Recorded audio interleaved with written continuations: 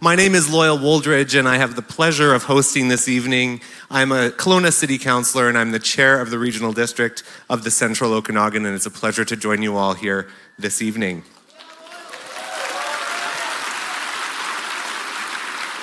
Before we begin, I would like to take the time to acknowledge that we're gathered tonight on the traditional ancestral unceded territory of the Syilx Okanagan people, who have called these lands home since time immemorial. And it's especially poignant this evening when we're going to be discussing trauma and how many Indigenous people continue to live with intergenerational trauma to this day. The city of Kelowna is facing many social challenges, just like many urban cities across this continent. While it's not a municipal mandate to deal with the situations that we're in, we continue to advocate for more housing, supports, and services to support our most vulnerable. But we can't do it alone, and that's why we rely on organizations like Ozanam House to help people on their path to recovery. Now, the fun fact, when I ran for council back in 2018, the reason I ran for council was because of the social challenges that we were facing. So I'm very humbled and honored to be here tonight because Dr. Maté's work is what informed me on what trauma has done to our society. So I'm very honored, and it was wonderful to meet Dr. Maté upstairs just earlier. And what an amazing turnout, right? It speaks to the relevance of Dr. Maté's message, and you know, judging by the amount of text messages I got today asking for more tickets, it was like Taylor Swift tickets. I just said to Gabor upstairs, did you know that like the tickets to your show tonight were like getting Taylor Swift tickets? And he found that quite hilarious. How many of you are from the Okanagan?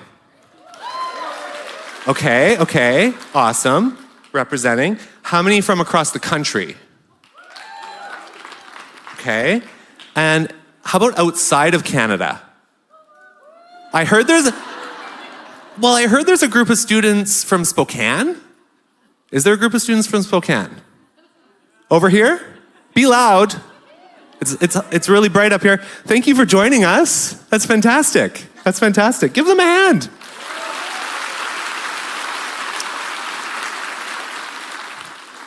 But this evening wouldn't be possible without the generous support of our sponsors and our community partners.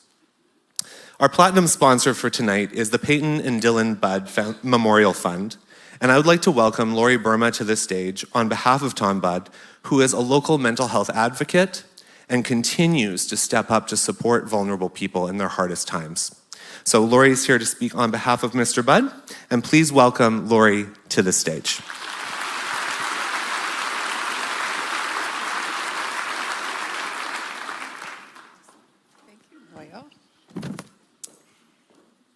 Good evening. My name is Lori Burma, and I extend greetings on behalf of Tom Budd and the Peyton and Dylan Budd Memorial Fund. As many as you know, Tom has survived a tragic suicide of both his sons, Peyton and Dylan Budd. His painful loss and the experience of his own trauma, has been the advent of a new journey and purpose. To share his story, to give people hope, and to help others get through the hardest times in their lives by encouraging them to speak out. Tom is an advocate for self-awareness surrounding mental and emotional health and suicide prevention initiatives. Life is worth living. That is the message Tom wishes to share with as many people as he can. So when Alison Grenier reached out to Tom with the opportunity to sponsor tonight's event, Tom wasted no time in responding with a resounding yes. Tom would like to express his appreciation to the Ozanam House staff, board of directors, and all of the volunteers. Your hard work and dedication in planning and organizing this event has paid off, and the results speak for themselves. And finally, thank you, Dr. Maté, for taking the time to share your knowledge, expertise, and experiences with us this evening. We are truly grateful for your exceptional work. Thank you.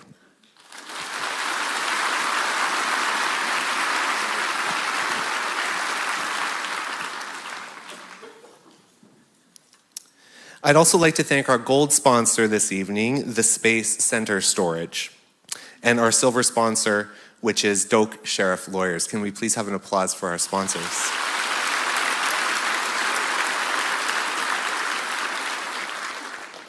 And of course, our media sponsors, which were eager to pick up this event, which were New Country 100.7, Kelowna Capital News, and Global Okanagan for helping promote this event and get the word out.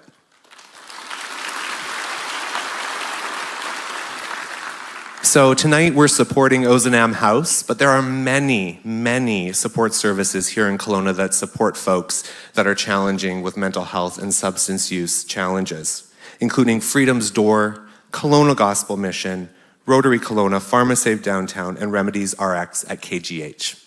So it really does take a village to support us in times like these. Now, the main reason we're here tonight, obviously to see Dr. Maté, let's be real, but the real reason we're here tonight is to fundraise for Ozanam House. So how many of you heard of Ozanam House before tonight? That wasn't a lot. But now you all do. You all now know about Ozanam House. And Ozanam House has been operating here in Kelowna for 15 years. It has 19 beds. It's a transition home for adult men who are walking the path of recovery with addictions, mental health challenges, and probably both. Their mission is simple. It's to provide residents with a home, health, and hope. We know that stable housing and professional treatment under one roof are the keys to success. They've created an environment where residents can fully focus on their recovery and personal development while living in a safe and supportive community setting. Since opening their doors in 2007, they've helped over 800 men on their path to recovery in 15 years. 800 men!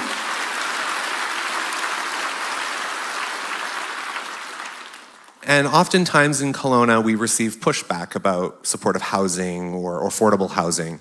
And people say, well, you know, that isn't the answer. But if people do not have that level of support, they don't have stable housing, how can we ask them to reach higher? So Ozanam House aims to do that. They've helped 800 people. And if you can visit their booth, they've got a QR code and donate this evening, that will go a long way.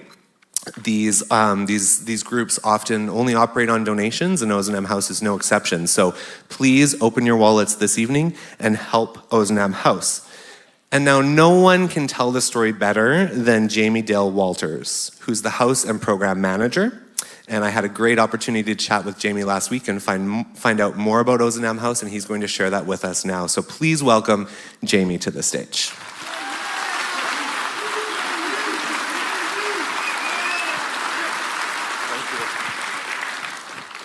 Thank you. Hello, everyone. Thank you for coming. As was mentioned, my name is Jamie. I'm the manager at Ozanam Recovery House. I want to thank you all for coming here and supporting something that is very dear to my heart.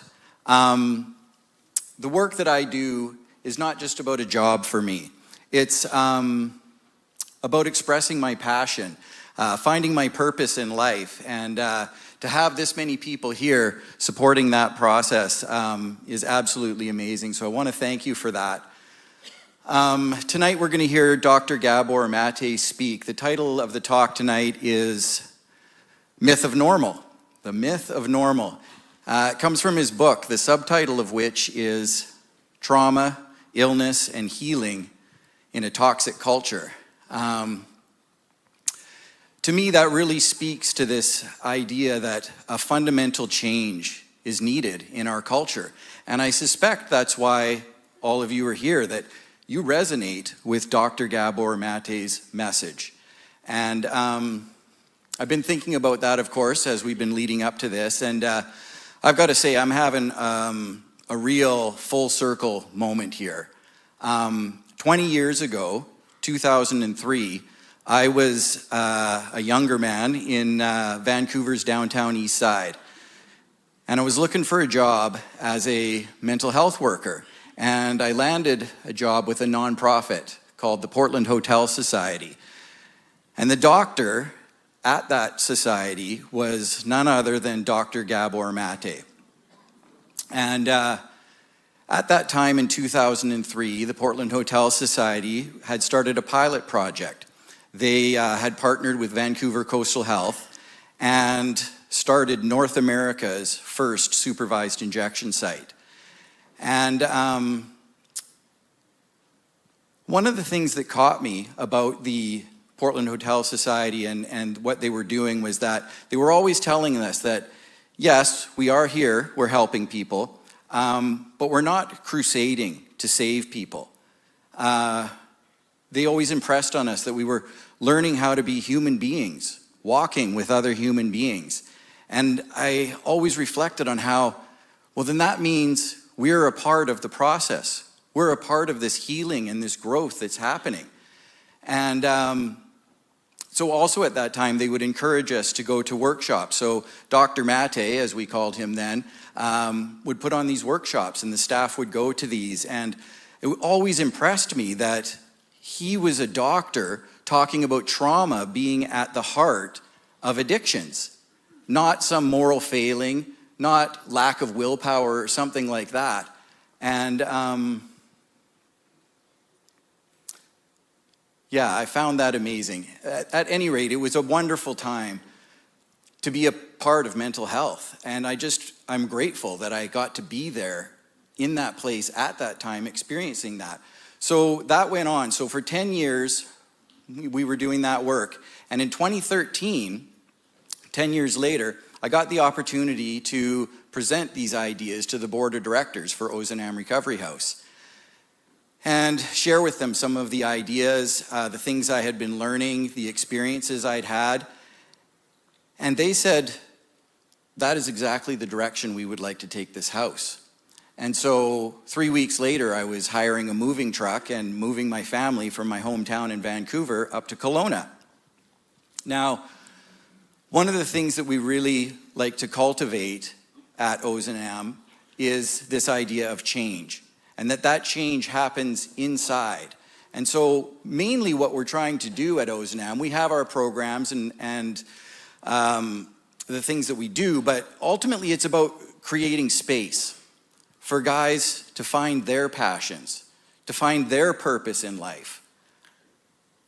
And really we can't do that without the core staff. Gabor talks about this all the time, about compassion, to be able to listen to someone with compassion, to be able to be seen in your pain. And that's what we have there at Ozanam. And it creates a little bit of family. Most of our guys come from broken homes, and we like to, it's almost like a healthy, whole family there. And so I'm reminded of a quote from Mother Teresa. So she said, if you want to change the world, go home and love your family. And I feel like that's what we've been able to cultivate in these last 10 years at Ozanam Recovery House.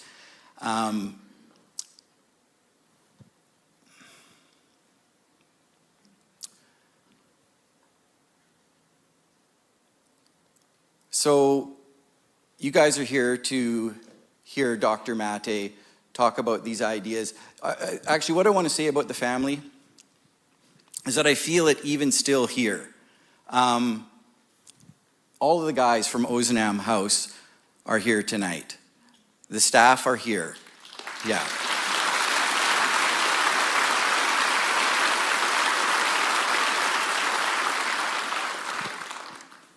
Jerry's here.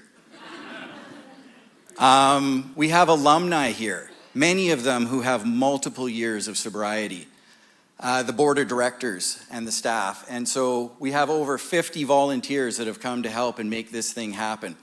We have Freedom's Door, Men's Recovery House here. We've got Caris Support Society, Women's Recovery here.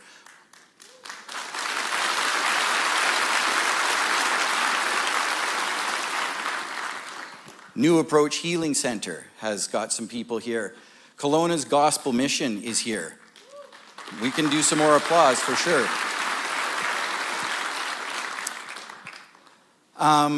That's part of the family and the community that we've got going. Many of the executive directors from these organizations, we get together every other month and we talk about our community. We talk about ways that we can improve our services so that we can continue to reach out and help and to synchronize our services to better help the city. And finally, there's you that are here and you're a part of this. And it's Gabor Maté that has the message that's bonding us all together here tonight. But one of the things that I think is that you folks here have some understanding that the healing that our culture needs you're a part of it. It's gonna come from within you, within your families, and into your community. And if it's true that you do believe that, as I believe that, then that is truly amazing. Truly amazing.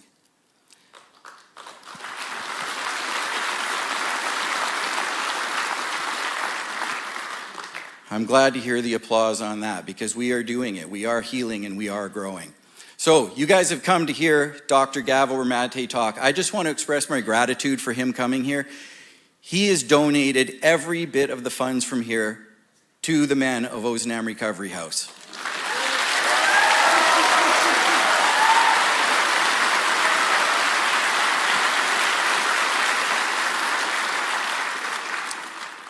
So generous, he even paid for his own airfare to get here.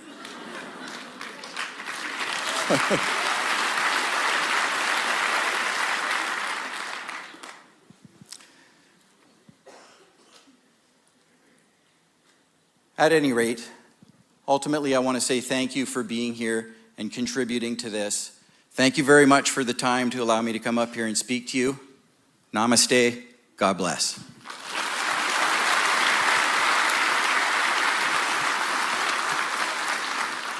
Well, I have 9 pages of notes, and Jamie just did that off the top of his head.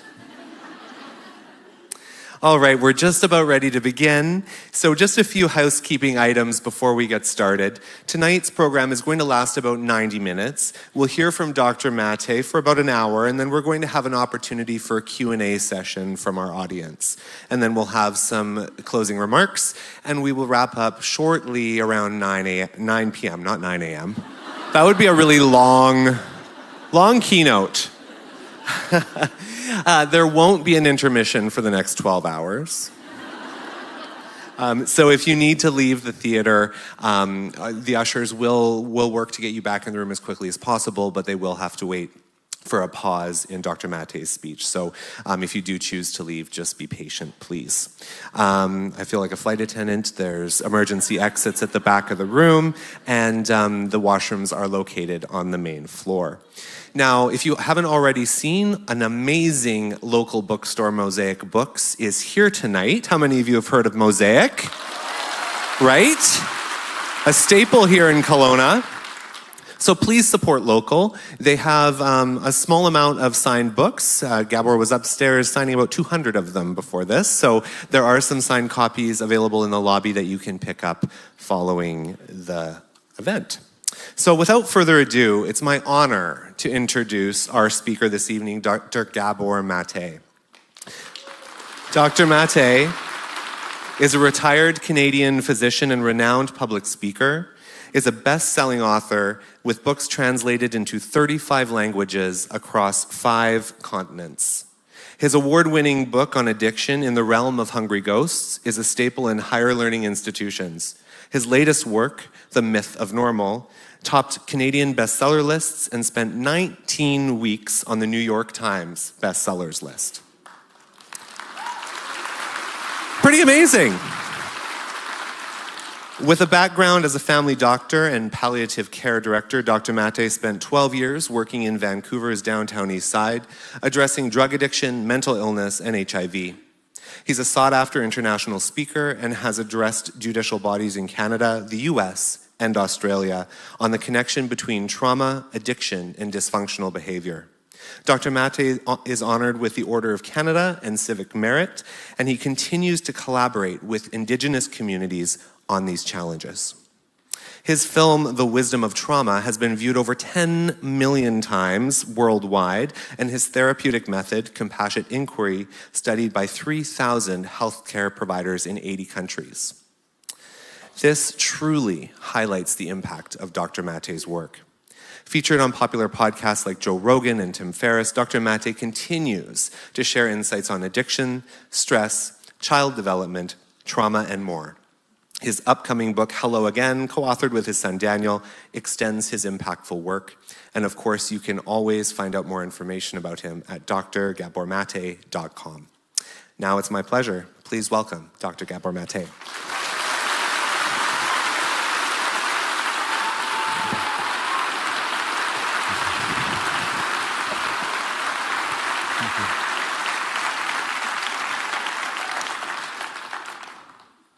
Thank you very much. I hope you can all hear me. Is that okay at the back? Yeah? Thank you. So first of all, I really appreciate this invitation to be here in Kelowna, especially in support of this wonderful organization, the Ozanam Men's Center, a much needed facility.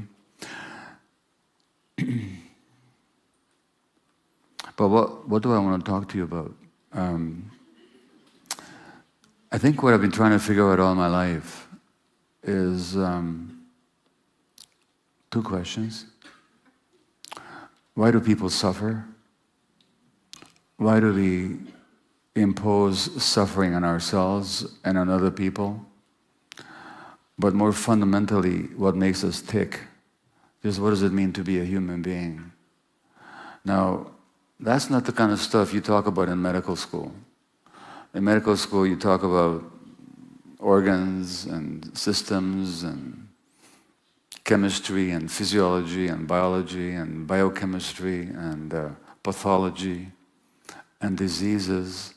But we never talk about the human being in which those processes take place and in whom health or disease manifests itself. So maybe I actually talk about what it means to be a human being.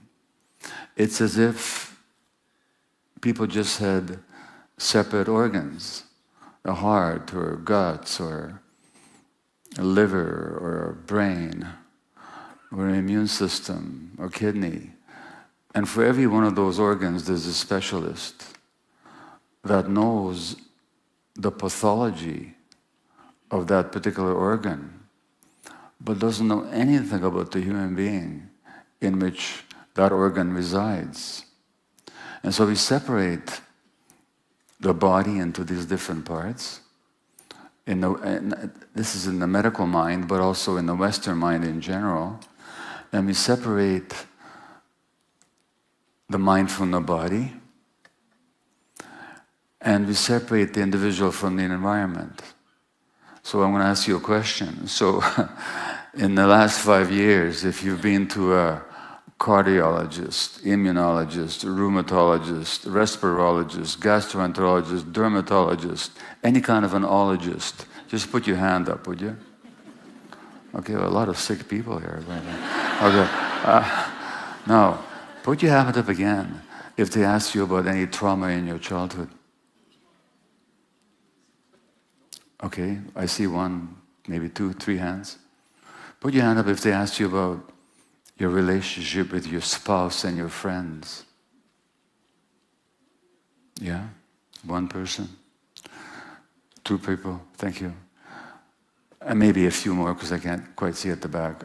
Put your hand up if they ask you about how you feel towards yourself as a human being, whether you like yourself or whether you don't. You got a good doctor, keep them. These questions that they didn't ask, maybe a more general one. Put your hand up if they ask you about stress in your life. A few more hands, but very few. Those questions that they didn't ask you, I maintain, had everything to do why you were at the doctor's in the first place. And I'm not just giving my opinion here. What's frustrating about all this, I'm telling you what science has taught us for the last 150 years. Nothing I'm going to say to you tonight, I cannot document in scientific studies. So my critique of the Western medical model is not that it's too scientific, is that it's not scientific enough. It excludes whole swaths of science that doesn't fit in with its ideology. In 1870, there was a French neurologist called Jean-Martin Charcot, neurologist, psychiatrist. He first described multiple sclerosis. And he said, this is a disease rooted in loss and grief and vexation, he said. In other words, trauma and stress. In the 1890s, the great Canadian physician, Sir William Osler, whose name is still revered in Canadian medical history, is considered to be possibly the greatest medical teacher of all time. He said that rheumatoid arthritis was rooted in stress. 1870, a great British surgeon, James Paget, whose name is still revered in medical circles, said that breast cancer had a lot to do with a woman's emotional states. Now these pioneers, they didn't have any science to back it up because the science didn't yet exist. They just saw what they saw. Since then, whether you look at breast cancer, whether you look at multiple sclerosis, whether you look at rheumatoid arthritis, there's been oodles of research linking these conditions to stress and trauma. And not only are the links established, even the physiology of how these emotional factors affect the physiology of the body, they've been worked out minutely. And the average medical student doesn't get a single lecture on this. To this day at UBC, or almost anywhere. This center, on behalf of whom I'm speaking tonight, deals with addictions.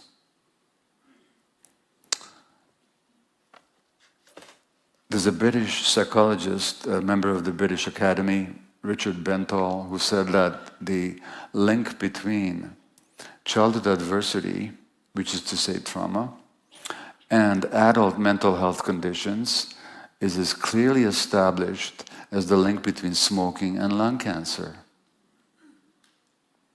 The average medical student does not get a single lecture on trauma. So I may as well entitle tonight's talk, Everything They Didn't Teach Me in Medical School. Which is not to say that I didn't learn good stuff. I mean, Western medicine is amazing in its achievements, what it can diagnose and sometimes often cure technologically, surgically, in so many ways. It's miraculous. But it's miraculous within a very narrow range. And when it comes to chronic conditions of mind and body, it's pretty clueless for the most part.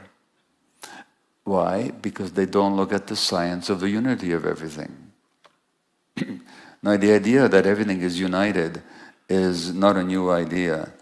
By the way, in 1939, there was a doctor at Harvard University. His name was Dr. Soma Weiss. He was a Hungarian like myself, but he was teaching at Harvard. And his name is so venerated that to this day, they have a research day in his honor at Harvard. And here's what he said at a very famous lecture to a medical school class in 1939. He said, that social and psychic or psychological factors play a role in every disease, but in many conditions they represent the dominant influences. He said in 1939.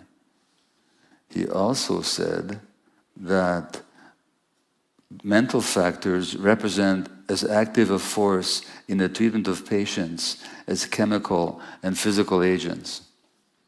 He knew what he was talking about, even if he didn't have the science that we have today to back him up. Now, here's the deal.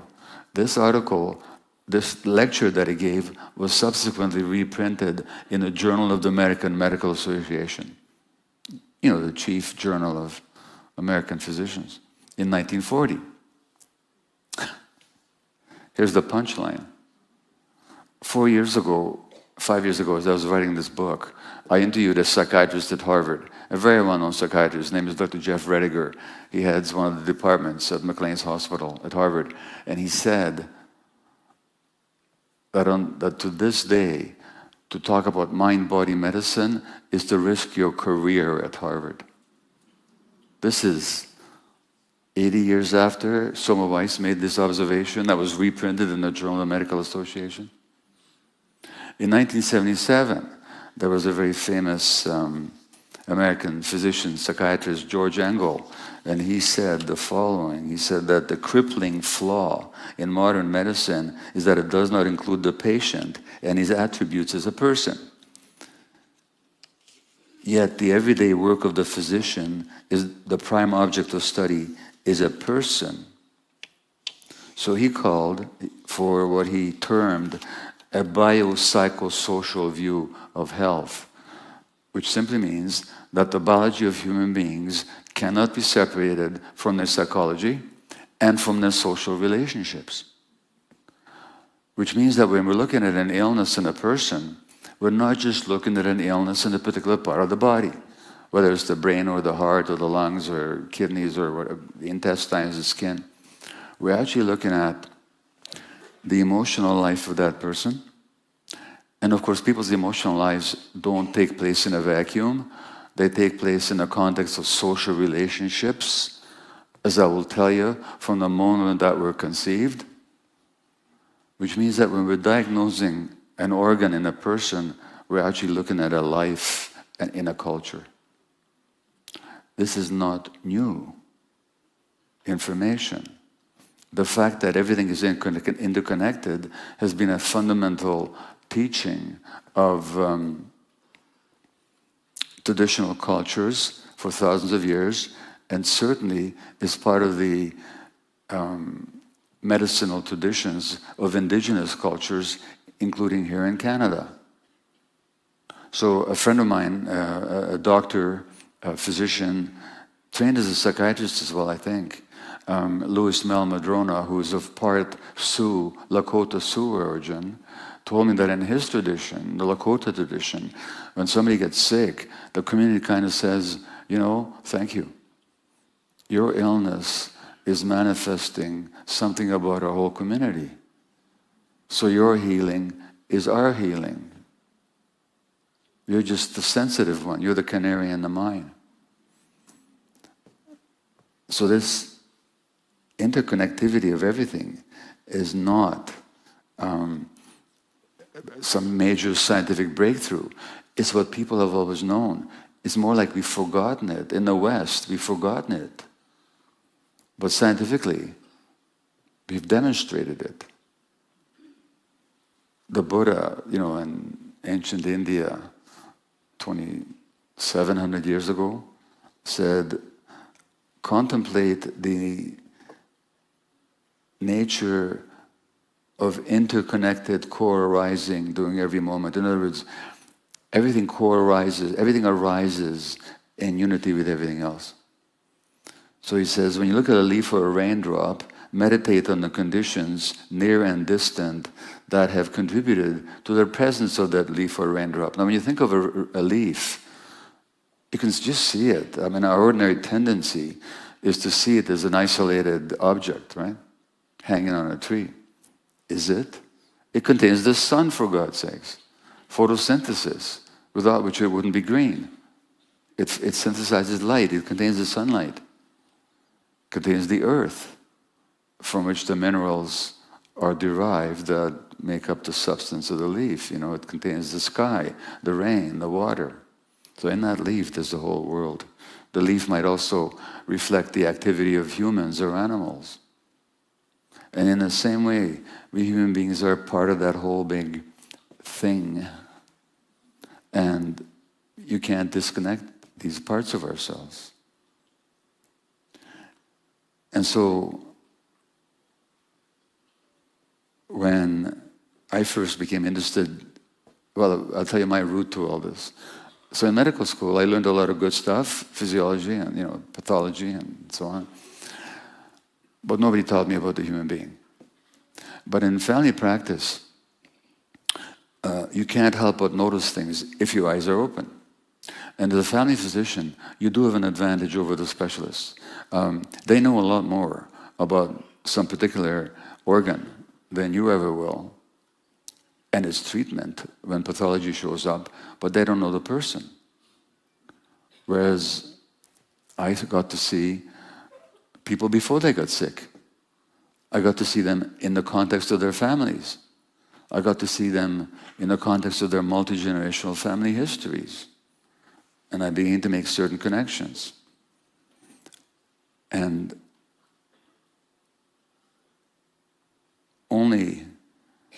I'll tell you a story. When I was writing my book, When the Body Says No, I was researching the connection between stress and cancer. So I went to the BC Cancer Agency office at 10th and Willow in Vancouver. I spoke to the head of the psychology department. And I said, I'm looking for the link between stress and cancer. She said, we don't believe there's any such link. I went to the library where I found 10,000 articles. I don't know, 10,000, maybe only 500, I don't know. Connecting the link between stress and cancer. It had been researched and published. Shocking, the gap between practice and science. So I began to notice that people who got sick and who didn't, there were certain characteristics. Now let me tell you something, and this is maybe the fundamental theme of my talk tonight. There was a book written 13 years ago or so by an Australian nurse. It's called The 5 Top Regrets of Dying People. Now this nurse worked in palliative care, looking after terminally ill people, which is what I did for 7 years. For 7 years, while I was in family practice, but I was also the coordinator of the palliative care unit at Vancouver Hospital, working with dying people. And you learn a lot about people when they're dying, if you listen to them. And these are people who are dying before their time. They're not in old age, but they're dying of cancer and other chronic illnesses. So this nurse found what I often found. You know what the top regret of dying people is? That they weren't themselves. That they tried to fit in with other people's expectations, that they suppressed who they were for the sake of being accepted by others. So they weren't their genuine self. That's the top regret of people who die before their time. What I can tell you is that not only is that the top regret, but that suppression of the self is actually a significant cause of illness. It's why they were dying. And I'll say something more about that later. So I began to notice these patterns of who got sick and who didn't. And then I had to deal with my own stuff because I was in my 40s, I had 3 kids. They were not happy. My marriage was very stressed. And at a certain point, I had to start asking, well, what's going on here? And I was a very successful doctor. I was busy and always in demand, and people were very grateful, but I was a workaholic. I wanted, I wouldn't say no to anything. It doesn't matter how many patients I had, I always would take on more. Doesn't matter how many pregnant women I was already looking after. I'd take on one more if they wanted to come to me. I couldn't say no. So I had to start asking myself, well, what's going on here? And what's going on with my kids? And then, in my mid-50s, while I was working at palliative care, I discovered ADHD, attention deficit hyperactivity disorder, or ADD, whatever you want to call it. The social worker on the unit, Betsy Jo, her name was, came to me and said, "Hey, Gabor, can we have coffee?" And I said, "Sure, let's have coffee." You know, we're both very hyper people. And she told me she's just been diagnosed. And with adult ADD, which I'd never heard anything about. And 5 minutes into the conversation, I realized why it was with me that she had asked to have coffee with. So, you know, I self-diagnosed and I saw the psychiatrist and they agreed and so on. But I never bought into the idea, which is the major medical position still now, that this is some kind of a genetic brain disease. I just didn't buy it. I didn't have any science to back up my suspicion, but I just didn't buy it. And here's why not. Because the absent-mindedness, the tuning out that I was so accustomed to, I realized was not a disease, genetic or otherwise. What was it? If I were to stress any of you right now, you'd have 3 healthy options.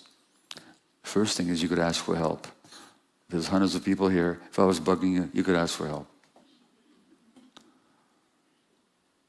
Or you could stand up and tell me to back off. You could fight. Or you could leave. So help, which is what children do first. Young animals, they run to the parent. Or you fight back, or you escape. What if you can't?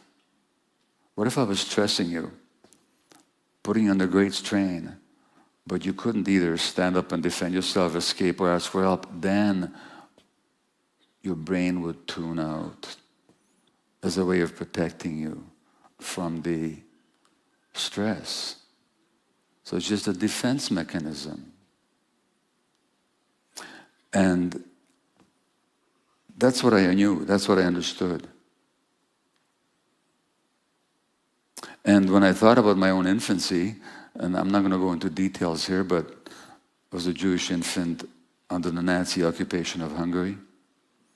I spent my first year in that very threatening, dire, wartime environment. My mother was a very stressed woman, and terrified actually, as you can imagine. Grief-stricken, because her parents had died in Auschwitz and so on. What do you think her states of mind was? Her states of mind was one of terror, fear, and stress. No, here's the thing. I'm going to read you a quote here. The child is very open and can feel the pain and suffering going on in its immediate environment. The child is aware of its own body and can also feel the tension, rigidity, and pain in the body of the mother of anyone else he is with. If the mother is suffering, the baby suffers too. The pain never gets discharged. So what do I do with that as a 1-year-old? Or as an 11-month-old, as a 6-month-old? I tune out. But when am I tuning out? When my brain is developing. And nobody ever taught me about brain development either in medical school. They still don't. But let me read you something about that. In case you're wondering why I'm wandering all over the place, from illnesses to ADHD to this, believe me, it'll all hang together for you. But then I finish. Okay? But anyway, here's how the brain develops. Because what I'm talking about, people, here is what creates us as human beings. How do we get to be who we are? What makes us believe what we believe? What makes us act to what we react? What makes us sick? What keeps us healthy?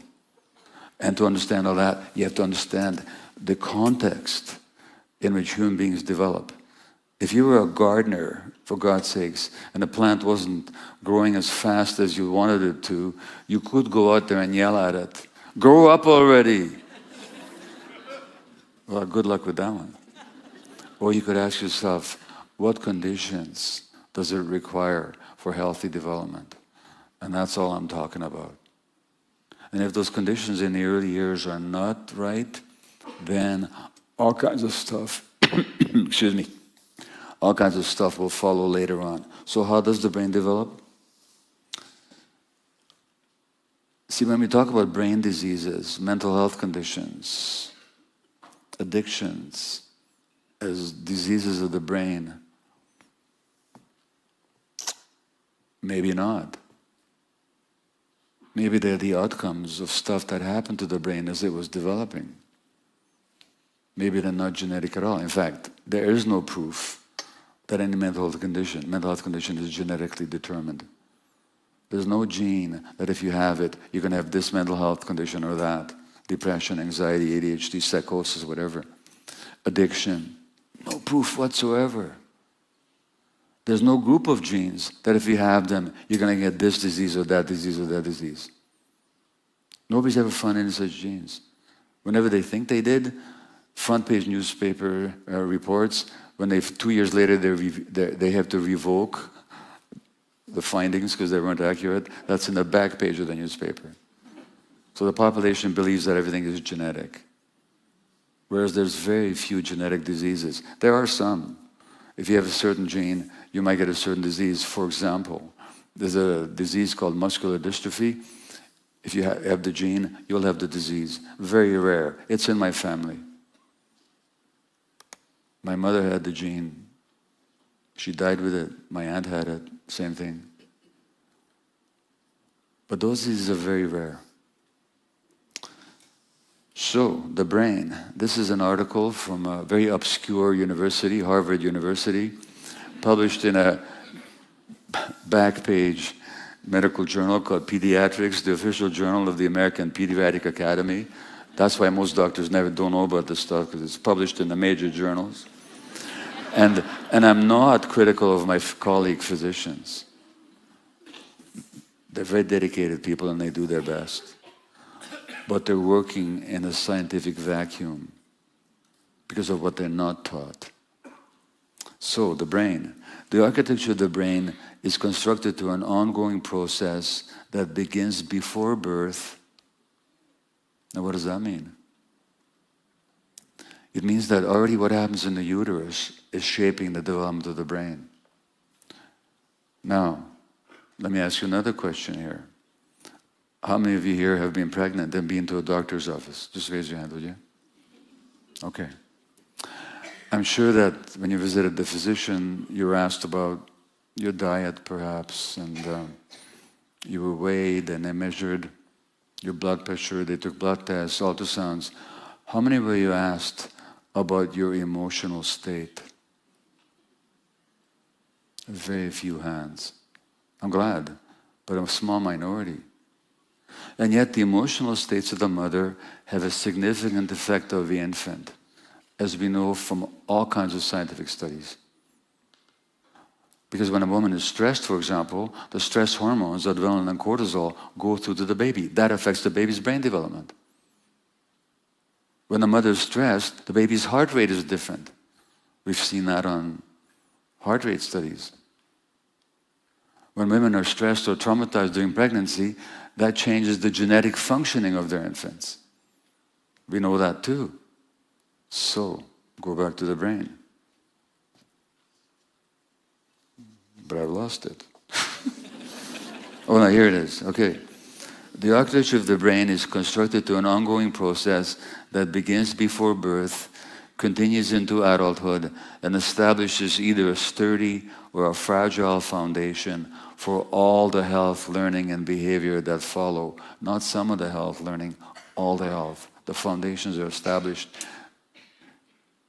during the period of brain development, from in utero until adulthood. The interactions of genes and experiences literally shapes the circuitry of the developing brain. In other words, the physiological circuitry, the chemistry of the brain the connectivity of the brain, which systems develop and how well, is determined by the actions of the environment on your genes. And is critically influenced by the mutual responsiveness of adult-child relationships, particularly in early childhood years. In other words, the most important influence on the brain development of the child is the quality of the relationship with the nurturing adult. And I'm not talking about how much the parents love their kids, because they do. I mean, I remember having oceanic love for my children when they were asleep. And you know the feeling. Next morning, So we're not talking about how much love the parent feels for the child. I'm talking about to what degree is the parent capable of being emotionally present for the child. Because I'll talk to you about the needs of the child in a moment. But when parents are stressed, economically, or politically, or they're carrying their own trauma that haven't worked out yet, or the parental relationship is stressed, and there's a lot of tension in the home, the kids pick up on that. You want to know how you can figure out if a marriage is troubled or not? You can do two things. You can interview the parents, or you can measure the stress hormone level in the urine of the child. Because the children are affected by the parent's stress. And that has an impact on their physiology, because it's all one, you see. So, if I can explain my tuning out by the stress that my mother was under and then therefore I was under, and that then being wired into my brain, because that's when my brain was developing, I can also explain my workaholism that way. Because why was I a workaholic? Now look, and I think this is true for a lot of people. Whatever we do, whatever decision we make, whatever action we undertake, we usually have many reasons. We think we know the reason, but what we think is only part of the reason. It may be a valid part of the reason, but it's only a part of the reason. So look, when I went to medical school, I genuinely wanted a profession where I could really help people. That was a calling that I had. A lot of doctors, nurses, teachers, social workers, other helpers have that kind of calling. That's genuine, authentic, and to be respected, I think. But there was something else. There was another motive, which was more selfish, perhaps, but, I wanted to make a good living. I wanted to feel economically secure. That's okay. But there was something I didn't know. I needed to feel wanted. I needed to feel important. Why? Because I didn't. Why didn't I? Because children are narcissistic. And by narcissism, I don't mean a pathology or anything negative. I mean, they take everything personally. So when my mother was stressed, guess whose fault that was in my own mind?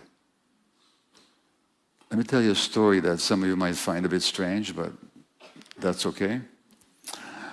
Sometimes I worked with psychedelics. Some of you know that I worked with psychedelics for the last 12, 13 years. They're a useful healing modality in many cases. They're no panacea.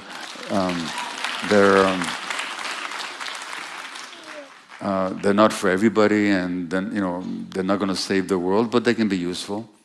And I've worked with them both as a healer and also as a client. So about 7, 8 years ago, I was in San Francisco in a mushroom session. I was the client. I'd taken the psilocybin, the magic mushroom, 2 grams is the usual dose. I was lying on a mat on the floor in the office of the therapist. She was sitting there next to me, a woman in her 50s. I knew exactly where I was. I was in this therapist's office. I knew what I'd done. I'd taken mushroom to have a healing experience. She was the therapist, and I knew what my name was and who I was in the world. I wasn't hallucinating, but I had a kind of a double consciousness, because at the same time, under the influence of the psychedelic, I experienced myself as a 1-year-old baby.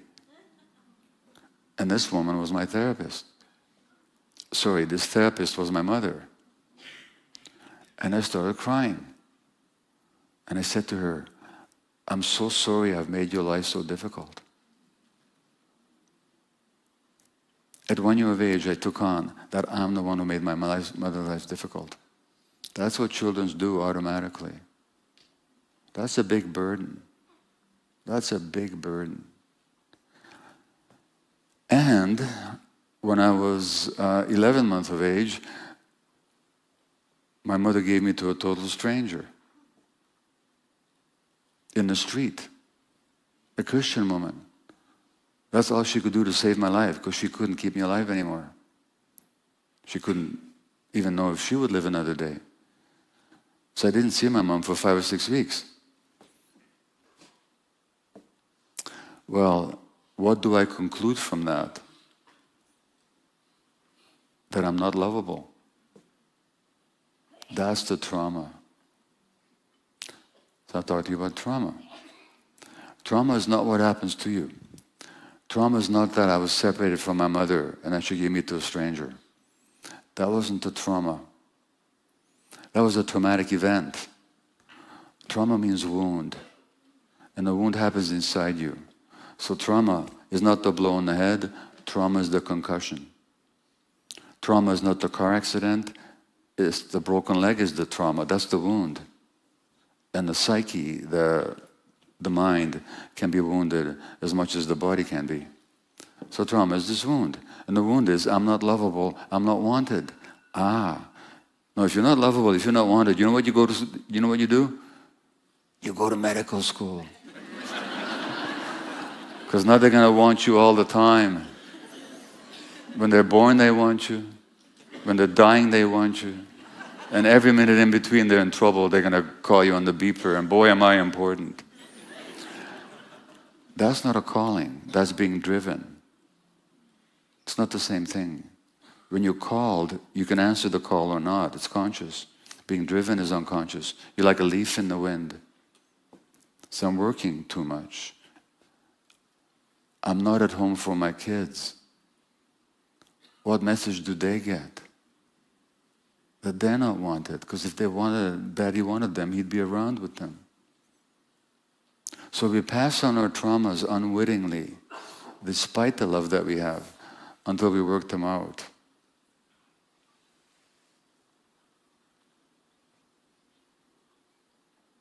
There's one more thing. I opened this book, The Myth of Normal, with an episode. If you read the book, you know the story of me arriving home from a speaking trip when I was young and stupid, maybe 6 years ago when I was 74, okay? And the trip had gone very well, and I was very happy, and I even got bumped up to first class by Air Canada. So I was just feeling peachy keen until I landed at Vancouver Airport, and I got a text from my wife who was supposed to pick me up, and she says, I haven't left home yet, do you still want me to come? And I go into a rage. All my joy disappears, and I'm just this, I text back, never mind. And you have to picture the indignity of this. I had to take a taxi home, 15 minutes in a taxi, who can stand it, Anyway, and when I get home, I'm not even looking at her. And for a whole day, I barely grunted at her. I was in withdrawal, in a rageful withdrawal, until she finally said, knock it off already. So I did. But that was progress, because years before, it might have taken me weeks to knock it off. Now, what was going on? What was going on is that I perceived myself as abandoned and unloved. That wasn't what happened. What happened was my wife is a painter. She's an artist, and when she's painting, nothing else exists. That's just what artists do. I've only known this for 50 years. But what got triggered was the memory of being abandoned by my mother.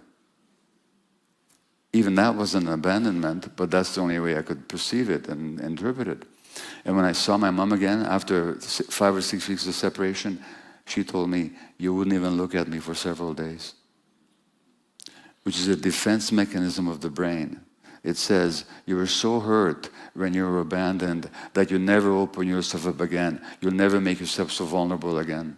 So you're going to withdraw. Now, I bet there's a lot of people in this room who are in relationships, and when there's a problem, when you feel some pain, you probably withdraw in the same sullen way that I did. How many of you recognize that in yourself? Yeah, quite a few. Well, what you're talking about is your early childhood history. I don't recall being separated from my mother, but I remember it. There's a significant difference. Recall means you can call back. You can recall what you did last night, what you did at age 5 at a party. But that's only one kind of memory. There's another kind of memory that has no conscious, episodic recall associated with it. It's just the imprint of emotional experiences ingrained in your brain. And the part of the brain that recalls doesn't develop till about 3 years of age or later. But the part of the brain that remembers the emotional imprint, that's there right from birth. So when something happens today that vaguely resembles what happened way back then when you were a helpless child, all those emotions come flooding in. And that's another aspect of trauma. First of all, it's not the event that happens to you, it's the wound that you sustained, in my case, the belief that I wasn't lovable.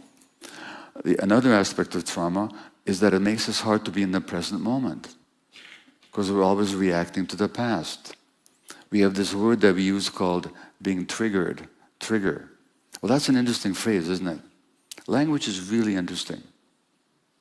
I did used to be an English teacher before I went to medical school. I taught high school for 3 years. I decided that was way too stressful, so why don't I go work in the downtown east side instead, you know?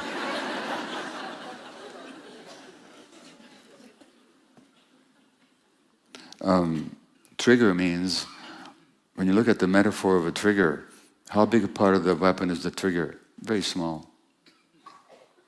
There has to be ammunition there and an explosive charge. So when you get triggered, guess what? The ammunition and the explosive charge that you've been carrying all of a sudden sets off. Now you can focus on the trigger. You triggered me, don't trigger me.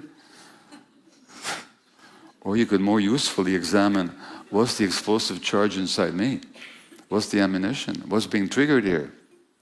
Well, that's the trauma showing up.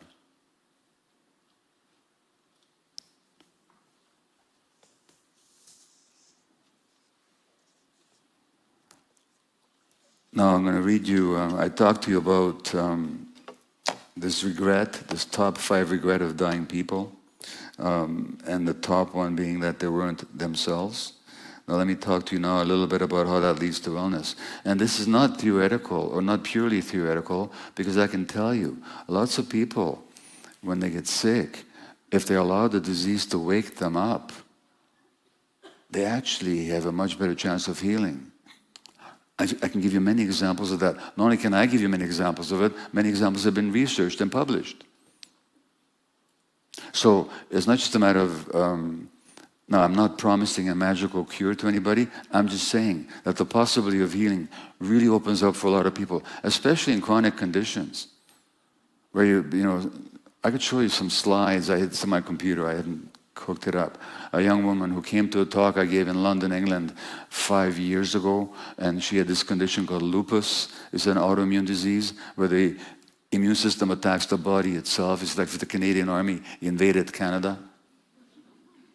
The immune system meant to protect you attacks you instead. Rheumatoid arthritis, multiple sclerosis, colitis, Crohn's disease, chronic fatigue, fibromyalgia, any number of conditions are autoimmune diseases. So she had this one called lupus.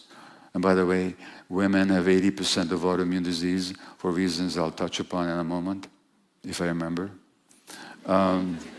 This young woman was diagnosed with lupus. Her face was red. She had this butterfly rash. It's called the butterfly rash because it covers her cheeks, and then there's a bridge here like a butterfly's body, butterfly rash. And her fingers were white, about as yellow as this paper here, because the blood supply had been constricted to her fingers. She was told by the doctors, you got this disease, we don't know what causes it, you're going to have it for the rest of your life, it's going to get worse, and the best we can give you is give you medications. I could show you what she looks like today. She sent me photographs a year ago. Face looks beautiful, no rash, fingers are pink as anything, no medication, no disease, no nothing. Why? Because she realized the emotional factors in her life that created the ground for the disease. And the biggest ground was that she was not in contact with herself, not in touch with herself. She had disconnected from herself, which is another aspect of trauma. We disconnect from our bodies, our emotions. Let me ask you another question with a show of hands. If you've had the following experience, that you've had a strong gut feeling about something, and you ignored it, and you were sorry afterwards, just raise your hand, would you? Okay, well, just about everybody here. You just told me the story of your childhoods, whether you realize it or not. Have you ever met, has anybody ever met, a one-day-old baby not in touch with their gut feelings? That's all they have. Why do we get disconnected? Why do we don't trust them?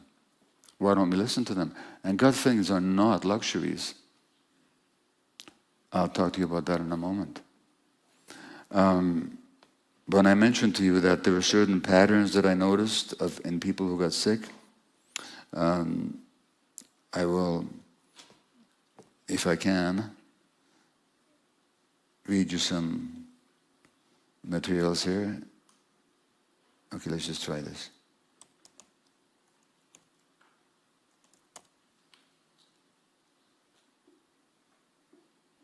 Okay. I'm sorry, let's try this one more time.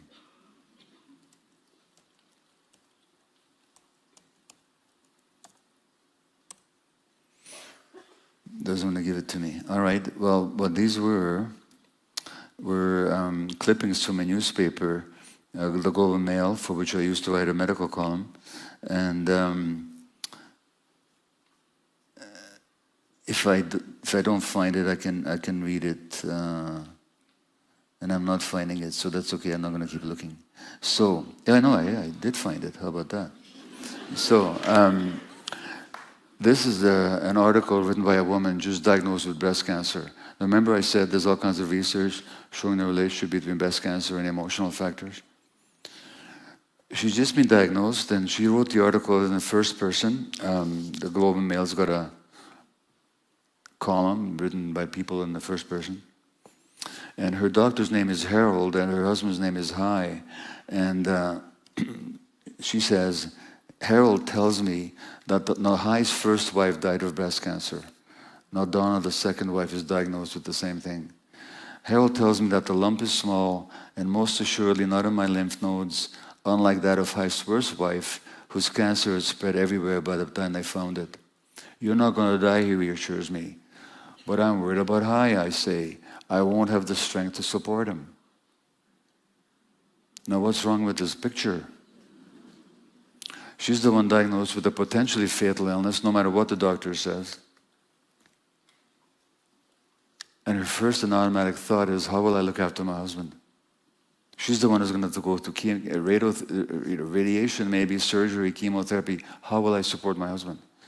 So this automatic regard, compulsive concern with the emotional needs of others while ignoring your own, is a major risk factor for illness. And again, what I'm telling you here is, when I first noticed these things, I just thought I was seeing things. Turns out other doctors had seen it, had researched it, and found the same thing, just that nobody ever told me about that.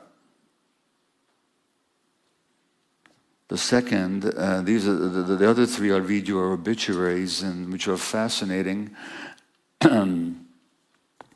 because very often what people praise in the prematurely deceased is precisely what caused their death, but they don't realize it. So here's a doctor who, age 55, died of cancer in Toronto. Never for a day did he contemplate giving up the work he so loved at Toronto Sick Children's Hospital. He carried on with his duties throughout his year-long battle with cancer, stopping only a few days before he died. Now, a friend of yours got diagnosed with cancer, go back to work. Don't take any rest, don't look after yourself, nothing, just keep working until you drop. So this automatic and rigid concern with duty, role, and responsibility rather than the needs of the authentic self, that's another risk factor for illness. And I can certainly relate to that one. I talked to you about my workaholism. The third characteristic is illustrated by this obituary written by a grateful husband whose wife died of breast cancer, again at age 55. And the husband writes, in her entire life, she never got into a fight with anyone. The worst you could say was phooey or something else along those lines. She had no ego. She just blended in with the environment in an unassuming manner. Now, I'm sure many of you here who are married, sometimes you wish that your partner would blend in with the environment in an unassuming manner. But not if they want to stay healthy, because what's being described here is the repression of healthy anger. And let me tell you, there's such a thing as healthy anger.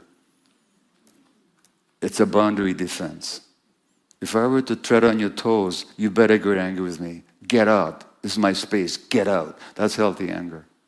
I'm not talking about rage. That's unhealthy anger. But healthy anger, we have a circuitry in our brain for anger. Nature gave it to us for a good reason. Anger is a boundary defense. What is the immune system? It's a boundary defense. Anger keeps out what you don't want. The immune system keeps out what's unhealthy. Because physiologically, we now know that the immune system, the emotional system, the nervous system, and the hormonal apparatus are not separate functions at all. They're one system. Physiologically, they're one system. So when you're pushed on one aspect of it, you're pushing down the other. When you're repressing your healthy anger, not expressing how you feel, you're also affecting your immune system, which can result in autoimmune disease or malignancy. Now, why do women get more autoimmune disease? In this society, well, let me read you one more obituary and then I'll come back to that question. So, in this case, you have to believe me, I didn't make this one up. This is from the Globe and Mail obituary section. And this is a doctor at age 72 who died of cancer in Ottawa.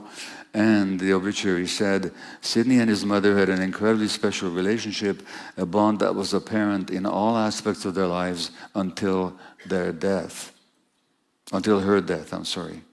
As a married man with young children, Sidney made a point to have dinner with his parents every day as his wife Rosalind and their four kids waited for him at home. He would walk in, greeted by yet another dinner to eat and to enjoy. Never wanting to disappoint either woman in his life, Sidney kept having 2 dinners a day for years until gradual weight gain began to raise suspicions. This guy suffered from 2 fatal beliefs. One, he's responsible for other people feel. You're not responsible for anybody feels. You're responsible for how you act and how you speak, but not for how they feel, unless you're a parent with small kids. Okay? And the second fatal belief was he was never disappoint anybody. Now, I'm not going to go into the science of it. There's a chapter on it in the book. I mean, I talk about it in the book When the Body Says No, Myth and Normal. But why do women get more autoimmune disease? And why do indigenous women get even more autoimmune disease? Indigenous people in Canada used to have no autoimmune disease at all prior to colonization. It's got nothing to do with genetics. It's got to do with stress and trauma. An indigenous woman today in Canada has 6 times the rate of rheumatoid arthritis than other people. If you're indigenous, your rate is 3 times as high. If you're a woman and indigenous, 6 times as high. Well, why? Suppression. And in this culture, which is the gender that's generally expected to be nice, not to be angry, to look after the emotional needs of others, ignoring their own, feel responsible for other people feel and not disappoint anybody? Women. That's why women are more prone to autoimmune disease. Which also means that healing, if you actually start knowing what you feel and getting connected to yourself and expressing it and saying no, you can actually do a lot of healing. I can give you lots of examples of that. The disease can actually teach you. And I've talked to many people who said that this disease has been my greatest teacher. You all know the singer Sheryl Crow, I imagine. And Sheryl Crow said she was diagnosed with breast cancer. And she said, surviving breast cancer redefined who I am and how I am. Until then, I'd spent a lifetime being a caretaker for everyone around me. From then, I started to put myself first. I used to have a voice in my head, at the back of my head, telling me that whatever I did wasn't good enough. Now finally, I've silenced those voices. So she allowed the disease to teach her. Why do people behave that way? Not deliberately. Here's the problem with us as human beings. Here's the problem. We think we're free.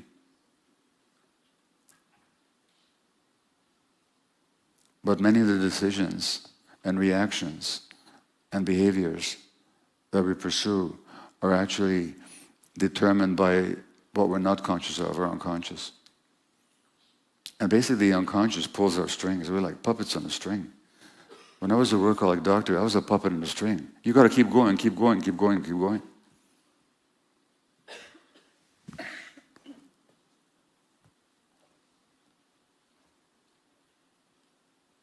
So what happens? Children have 2 fundamental needs. Well, they have several fundamental needs. I'll say something about them in a minute. But we do have the need to be attached to. Attachment means our connection with somebody else. Why do infants have a need to attach? Because otherwise they die. So mammalian creatures, whether they're rats or horses or whales or elephants, wolves, they're wired to attach. Our brains are wired to love and to be loved, to be cared for. We have a circuitry for anger. We all have a circuitry for caring. Because without that, there's no mammalian life, especially in the human life, because we're immature and dependent for much longer than other animals are. So that's one need we have, is for attachment, that connection. And that's a powerful need that we have all our lives, but it's never more imperative than in early childhood. But we have another need, authenticity. Auto, the self, being connected to our gut feelings, knowing what we feel, and being able to act on what we feel if necessary. Why is that necessary? We grew up, we evolved out there in nature until our species, Homo sapiens, has been on the earth for something like 200,000 years. A million years before then, there were other humanoid creatures. All that time, we lived out in nature until about 10, 15,000 years ago. And for many people, until much more recently. How long, if you look at the indigenous people of this land, how long would they survive out in nature if they're not in touch with their gut feelings? So that connection to the self is essential. Terrific. But what happens if the child finds or gets the message that if you have authentic feelings, you're not acceptable to the parents? We don't do anger in this house. Now, everybody says I quote him out of context. I'm not quoting him out of context. Jordan Peterson, a Canadian psychologist, writes in his book, 12 Rules for Life, that an angry child should be made to sit by themselves till they come back to normal. Anger is not normal, you see, in a 2-year-old. I'm telling you, if you're the parent of a 2-year-old, if you don't make them angry, you're not doing your job. Because they want to crawl out into the winter with no clothes on. No, you don't. It's not a democracy. You don't get to vote on that. They want a cookie before dinner. No, you don't. So what do you do when you get frustrated? If you're like me, you might throw a tantrum. So does the 2-year-old. But then you can't be with me.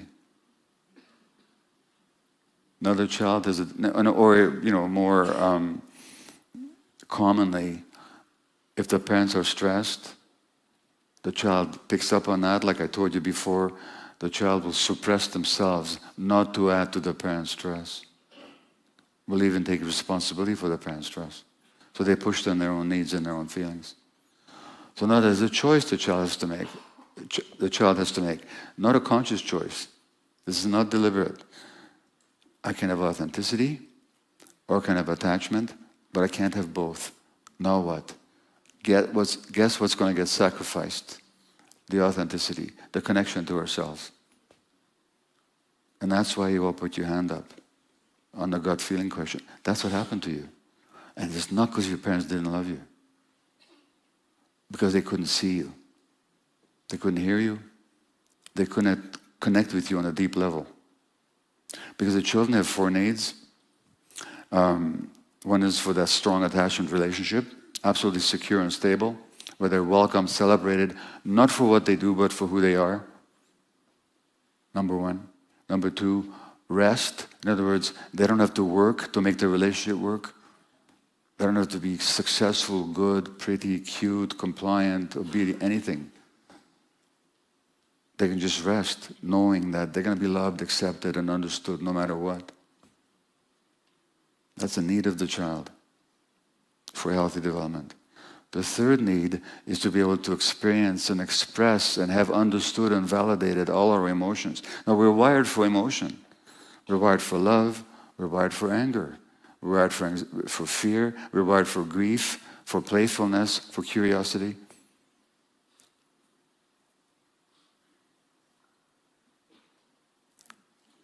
And the child needs to be able to experience all that, express it, and have the parents validate it, understand it. Now, a lot of parents are too stressed, too traumatized themselves to be able to provide those conditions to their kids. The fourth condition is free, spontaneous play out in nature. Now, how many kids still have free, spontaneous play out in nature? They play with toys, mechanical, plastic toys, cell phones. I could go on. I could give you a whole lecture just on the harm of digital media on the developing brain of the child. So when I talk about the toxicity of this culture, what I'm talking about, it doesn't provide families and children the necessary conditions for healthy development. Because let me tell you, you can traumatize people in 2 ways. You can hurt them, do bad things to them, children. So there's the famous adverse childhood experiences studies, the ACE studies. Adverse childhood experiences are physical, sexual, emotional abuse, violence in the family, a parent dying, a parent being jailed, a parent being addicted, a parent being mentally ill, a rancorous divorce, neglect. You do that to kids, you can predict they're going to have more chance for addiction. And I'll finish this talk in a moment with a word about addiction. More mental health conditions, more physical illness, and so on. You can show the links between all that early childhood adversity and adult pathology. But you can also hurt kids not by doing bad things to them that you shouldn't have, but by not doing the good things that you should have. And not because you don't love them, but because you limited yourself by all the factors that I talked about. And this is how trauma gets passed on multi-generationally. Now, a final word about addiction. In Canada's jails, there's a scandal. The scandal is that 50% of the women in Canada's jail are Indigenous. They make up 5 or 6% of the population. 30-40% of the men in jail are Indigenous. Why? Often, I was in, I'll show you this bracelet that I'm wearing. I never thought I'd ever wear a bracelet. It was given to me 2 months ago up in Haida Gwaii, where I gave a workshop, a trauma workshop for the Haida people. A 75-year-old woman came up in tears towards the end of the workshop, wanted to work with me. She told me that she'd forgotten her Haida language. She used to speak it fluently until she was 5 years old. And then she forgot it. I said, well, that must have scared you. She said, first day I went to school, I spoke my tribal language. They took a stick and they beat me. I know other Indigenous people who, when they spoke their language in the residential schools, this is when I was a teenager. I had no idea this was going on in this country. A kid would speak their own language in the school, they'd have a pin stuck in their tongue. Here in British Columbia.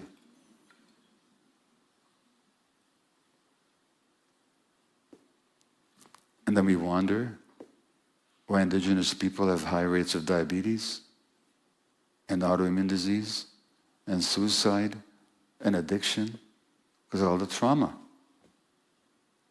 Now what is it? Now this woman with the pin in her tongue, she was an alcoholic by the time she was 9 years old. Let me finish with 3 minutes on addiction, then I'll take questions. I'll define addiction as any behavior in which you find temporary relief or pleasure, and therefore you crave it, but then it causes negative consequences, and you can't give it up despite the negative consequences. So pleasure, craving, relief in the short term, harm in the long term, inability to give it up. I said any behavior. I didn't say drugs. It could include drugs, for sure. Alcohol, cocaine, crystal meth, cigarettes, caffeine, fentanyl. It could also be work, as I've said, gambling, shopping, pornography, eating, bulimia, extreme sports, cell phones, internet games. According to that definition, let me ask you, how many of you would acknowledge that at some time or another in your life you had some kind of an addiction? Just raise your hands. Again, most people. Now, if I asked you, I'm not going to right now, just for sake of time, not what was wrong with the addiction, but what was right about it. You know what you tell me? What people tell me all over the world? Stress relief. It numbed me out. Temporary escape. A sense of control. A sense of belonging. I felt more alive. Well, all these things, pain relief, numbing out. When do you have to be numbed out? When you go to the dentist. When it's going to hurt. That's why you have to numb out. How come on God's green earth, with everything that's available to us, you didn't feel alive? Something happened. You got disconnected from yourself. These are all forms of emotional pain. And my mantra is, don't ask why the addiction, ask why the pain. And if you want to understand why people are in pain, don't look at their genes or their brains, for God's sakes. Look at their lives. In the downtown east side worked for 12 years, there wasn't a single female patient who had not been sexually abused as a child. And these are not just my findings, these are statistics from all over the place. So, where am I coming to? It's all one, you see. Our minds and bodies are one. And they're one with the society that we live in, and the relationships that we have, and how we treat each other, and how we think about ourselves as human beings, how we like ourselves and don't like ourselves, how much trust we have in the world or how much fear we have in the world, how much pain we carry. These are all determined by what happens to us in this life. We don't have to stay unconscious puppets.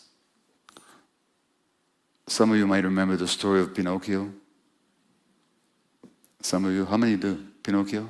Oh, good, yeah. Well, wonderful children's story. And Pinocchio is a puppet, of course, who wants to become a real boy. And until he becomes a real boy, he does some pretty stupid things. And when he becomes a real boy, he looks at his puppet self and he says, I was so foolish when I was a puppet. Well, we're all foolish when we're puppets. We're all foolish when we're pulled by the unconscious, which is programmed by our early childhood experience beginning in the womb. The point is we can get liberated from that. We can heal. Trauma fundamentally is a disconnection from the self. We can recover. What does, including from addiction. What does the word recovery mean? What does it mean to recover something? It means to find it. When you ask people, what did you find when you recovered? They say, I found myself. Which takes me back to the first thing I said to you about the regret of dying people. They regret that they weren't themselves. The word stress was coined here in Canada by another Hungarian. I hate to tell you, but we're just geniuses, okay? This is Dr. Hans Janos Selye. He was a very famous physician and researcher, not as well remembered as he should be, but he's the one that did the work on stress in a laboratory in the 1920s in Montreal. And he's the one that coined the word stress the way we use it today. He's the one that made the word stress, brought it into the popular language. And he said that most of our tensions and frustrations stem from compulsive needs to act the role of someone we are not. So this thing of trying to fit in with what other people expect from you, trying to please other people, pushing down your own emotions, disconnecting from yourself. We were programmed into it in childhood, and we live in a society that keeps demanding it. And I'm telling you, the way to health is to recover that self, to reconnect to it. Thank you.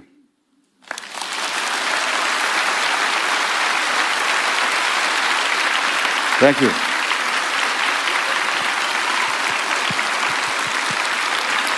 Thank you.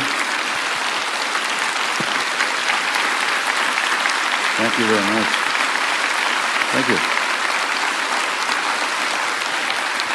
Thanks.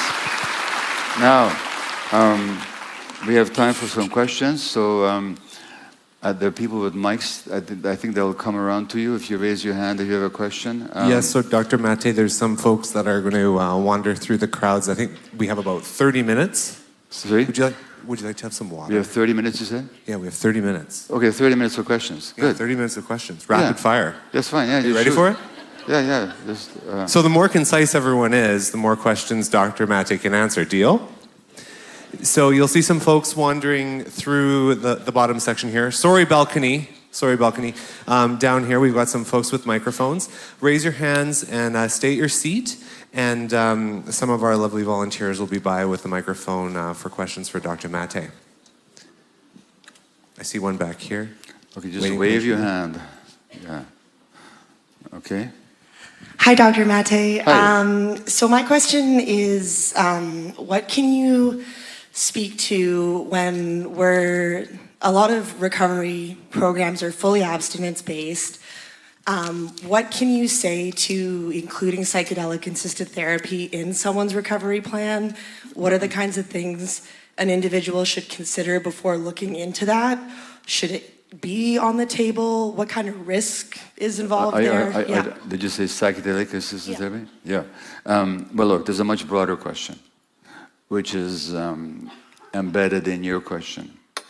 Most addiction treatment facilities don't deal with trauma. They don't deal with causes, they deal with effects.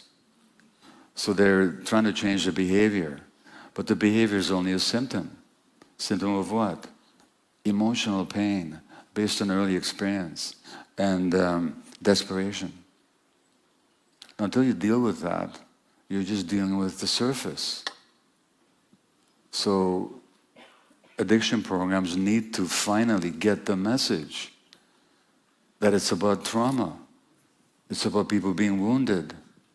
And I'm telling you, I don't go anywhere in the world, literally. I'm fortunate to have lived long enough to see this. I don't go anywhere in the world without people in the streets coming up to me thanking me, because I helped them to understand that their addiction wasn't a fault, a moral failure, a character weakness. It was a response to trauma, and they can heal that. It happened here already in Kelowna. So, and I also know that many programs have taken on a trauma-based view, not sufficiently. Again, as I said, the average medical doctor doesn't get a single lecture on trauma. I mean, it's unbelievable.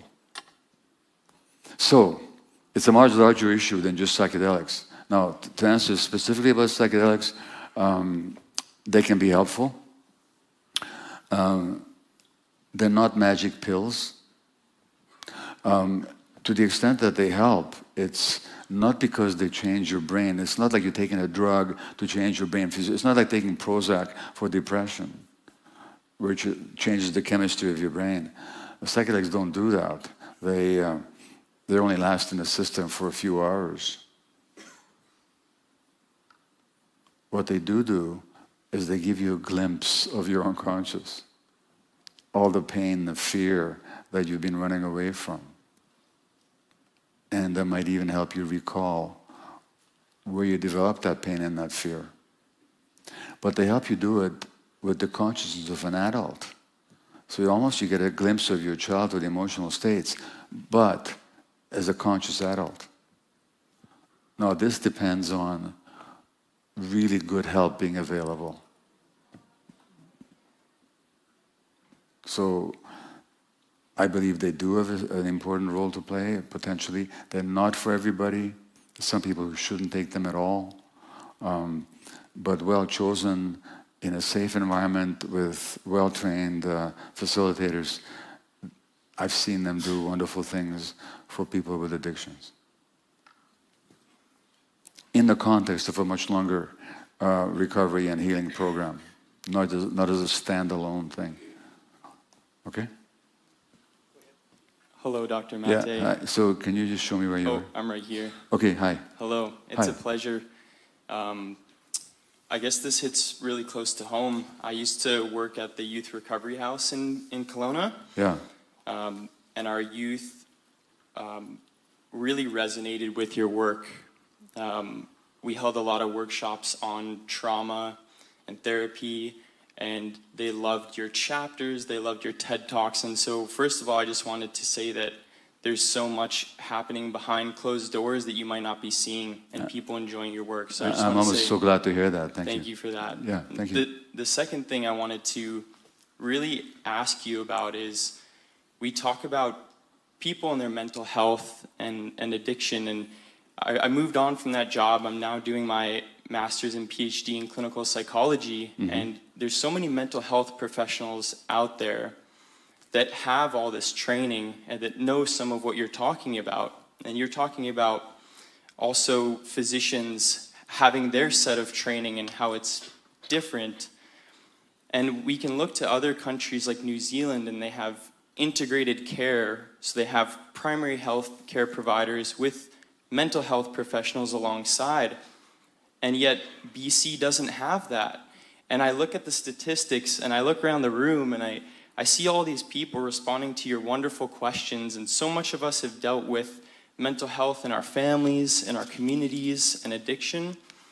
Over 50% of people that go to their primary care providers, such as a physician or a nurse practitioner in BC, have an underlying mental health issue.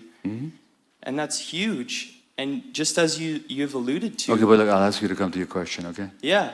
just as you've alluded to, you didn't get that training in medical school. And so my question to you is, what do you think about integrating mental health professionals into primary healthcare centers? And why is BC lacking behind, whereas other countries acknowledge your teachings and are building upon that? Well, first of all, I don't have to really elaborate on your statement because I absolutely agree with it. You know, the need for integration and interprofessional collaboration and a multifaceted approach, absolutely. Look, I don't know why BC, or Canada in general, or the United States in general, or England in general. You know, a lot of countries are lacking that kind of integration. Again, I said that the Western mind splits things into part, things that can't be separated. We live in a Western mindset, really a colonial mindset. You know, and that's just, now, I can tell you that for all the invitations I get to speak around the world, I never get one from my home university, UBC. I'm not taking it personally, but you know, actually this year I did. I did give a talk for the Alumni Association a couple of weeks ago. I've been asked to give grand rounds at Children's Hospital in a couple of weeks. The BCMJ, BCMA has asked me to write an article on trauma. Well, that's amazing. I've only been yelling about it for the last quarter century. But you know, so I'm saying there's slight shifts, but there's tremendous institutional inertia. There's tremendous institutional inertia. And generally, the people that make it into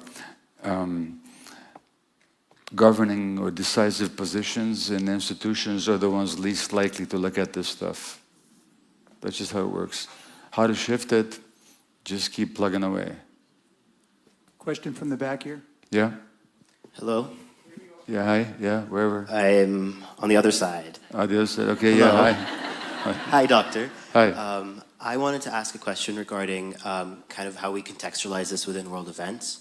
I think we're all seeing a lot of traumatizing content from parts of the world that are going through very difficult circumstances. Yeah. The ones I'm thinking about as a Palestinian are Gaza and Palestine specifically.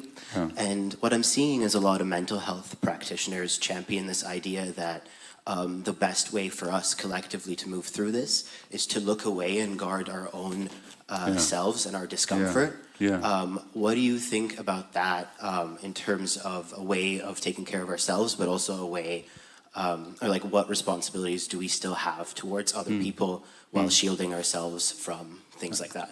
Okay.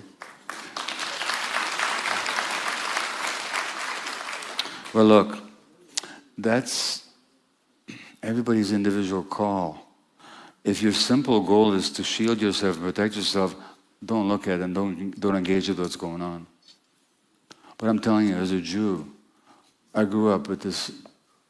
When I was 11 years or so, I really found out about the Holocaust. For years, my head was spinning every day with the question, how could this have happened? How could the world could have let this happen? I'm seeing now how the world can let it happen. Parents are picking their kids' bones out of the rubble, and the world is ignoring it, and letting it happen. And our politicians are even cheering it on. It sickens me. So we can have a decision about should we just look after ourselves. I don't blame anybody who comes to that decision. That is too painful, it's too harrowing, it's just too terrible to pay attention to. I can understand that. But are you going to be a complete human being if you do that? And what does it mean to be a complete human being? So I decided, for myself at least, that no, I'm not going to look away, and I'm not going to stay silent. And I totally understand the trauma of my own people. I totally understand the trauma of my own people that potentiated this situation. We took our trauma from Europe and we imposed it on the Palestinians, is what we did, in an effort to save ourselves. So as one traumatized people has been traumatizing another people now for the last 80 years, as you know. That's how I see it. And so trauma has a lot to do with what's going on. I'm not excusing anybody. I'm not excusing Jews acting out of trauma to traumatize somebody else to save themselves, which is what they did. I'm not excusing what happened on October the 7th as a response to the trauma no, these acts are all inexcusable. But we have to understand the context. And just to answer your personal question, it's a choice for all of us. It's a choice for all of us. And when Justin Trudeau said that, we support Israel because we have the same values, yes, you do. You both were established on indigenous land by suppressing the indigenous population.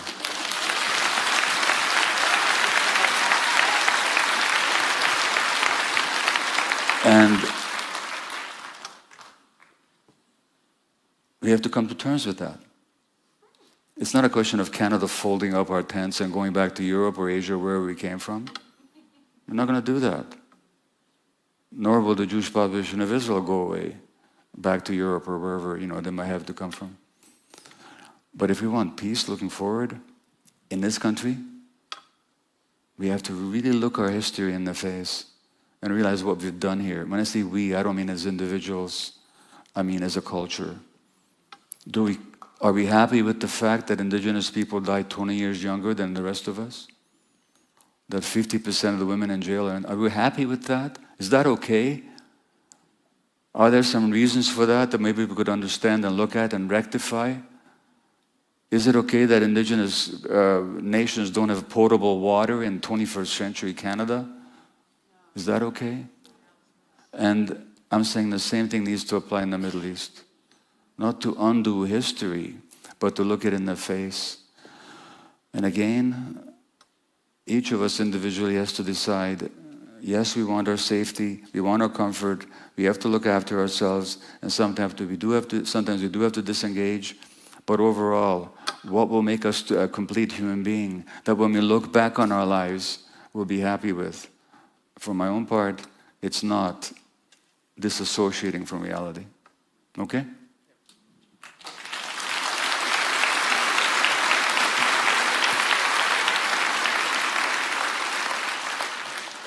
Hi. Hi. Sorry, I'm over here. Hi. It's really nice to meet you. I've been a big fan for a really long time. My name's Stephanie. I'm a third-year biochemistry student at UBC here, and I want to be a physician largely because of your work. And to preface my question, I just want to say that you are inspiring a generation of physicians who will not be silent. I'm so glad to hear that.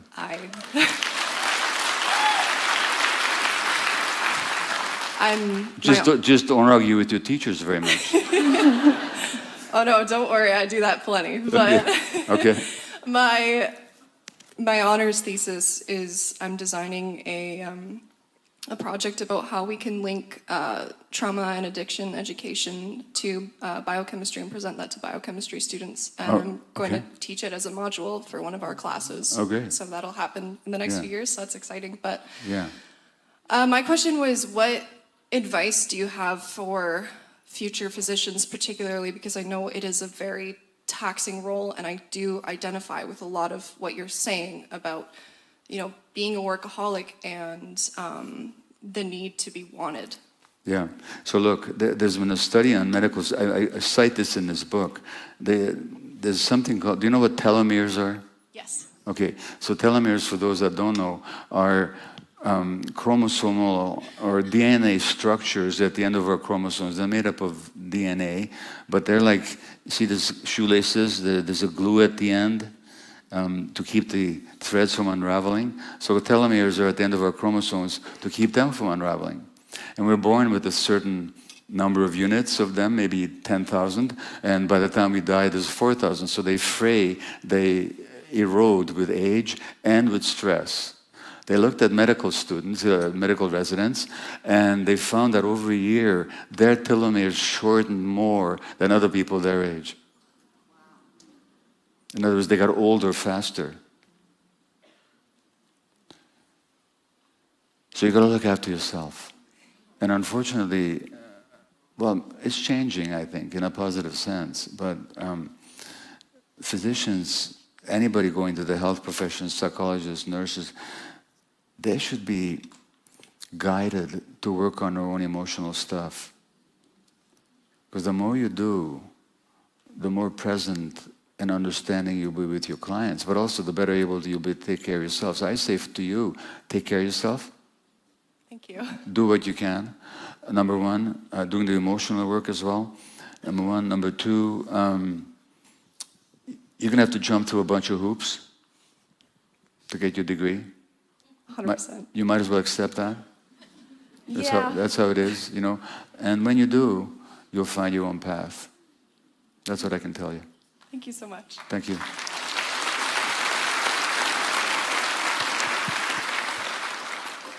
Hello? Hi? Oh, no, sorry, other side. No, over there. Hi, I'm in orange. Okay, yeah, okay, hi. My question's a little bit different than I'm everybody sorry, else's. people are waving their hands. Stand up, would you, who are asking the question? Yes, I am standing up. I'm Over right to You your are left, standing up. Dr. Maté. Over here, over in the orange. Okay, yeah, okay, It's go. really bright up here. Thank you. I'm dealing with a high conflict. Let me go to the mic here. Okay, start again, yeah?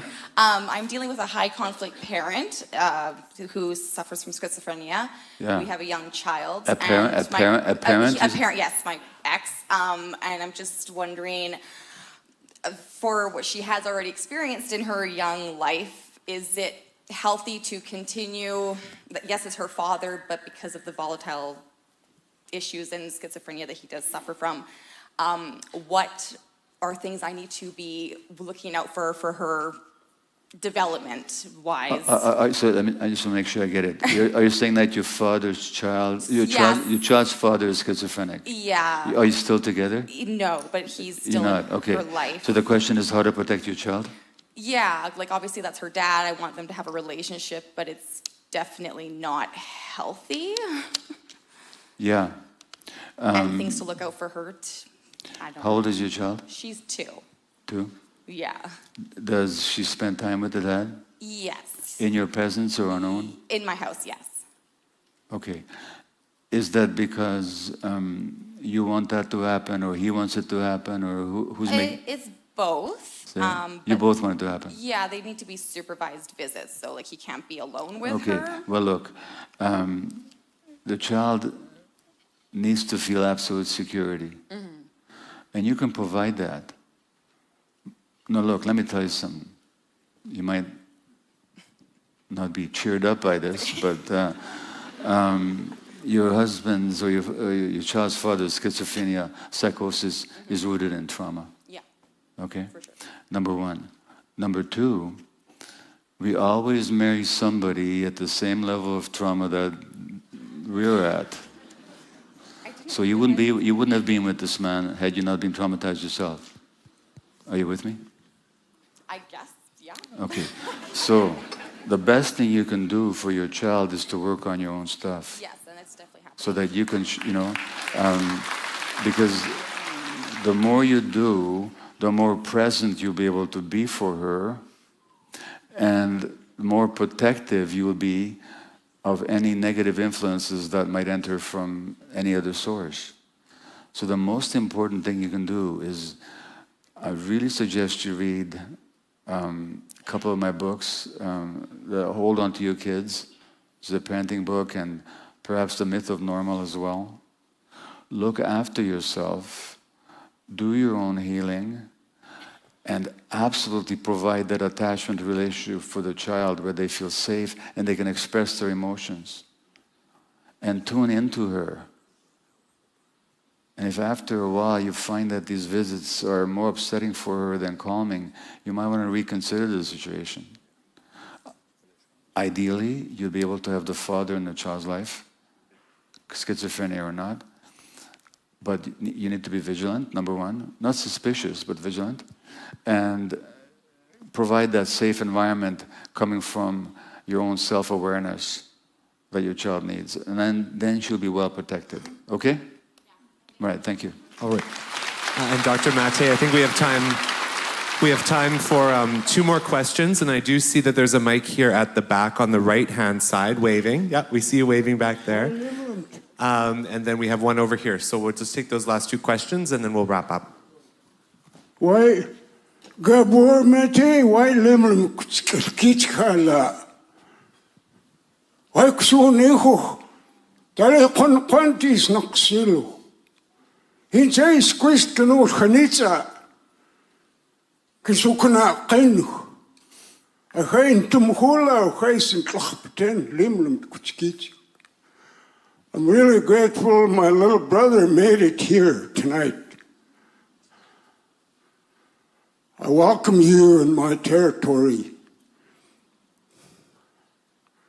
My elders told me when I was a young boy, that was about 70 years ago, that our little brother is going to wake up and he's going to look at himself and he's going to look at me. This is what I see going on here, Gabor. Thank you. I have a question that's been eating me for 23 years. Yeah. I'm having a hard time with it. My grandparents are all gone.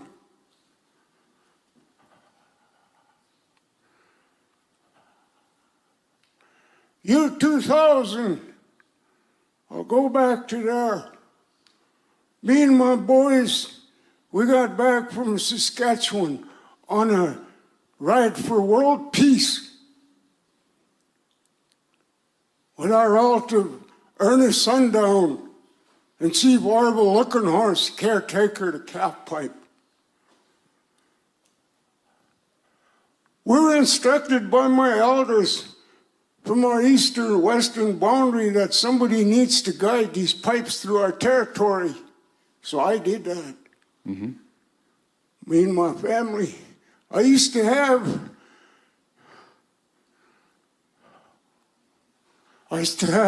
8 children. We got back from Saskatchewan, a load of horses on. I'm ready to dump them off, and I had heard one guy tell me, we're going to burn that place down. December 6th, year 2000, by 4 o'clock in the morning, the little shack I built burned down. I lost 3 of my oldest boys there. After that, I got death threats from my family because of my knowledge of language and culture. A little background what I am. My parents' dad, he never went there. Now, respectfully, I'm going to ask you to stop for a moment. My brother, thank you for speaking. I'm going to ask you to give me your question, okay? I need help to help my people. They called on me to help them. I got a little bit of help trying to raise fundraising, do a land-based learning. Okay. What kind of help are you looking for? Trauma healing. We have in our language for that word trauma. All right. What I'd like you to do is to give your name and contact info to the organizers of this event. I'll be in touch with you. White Limlim. Thank you much. You're welcome.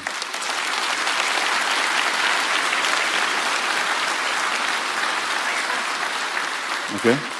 Yeah? Hi, good evening. Thank you for being here, and thank you for taking my last question.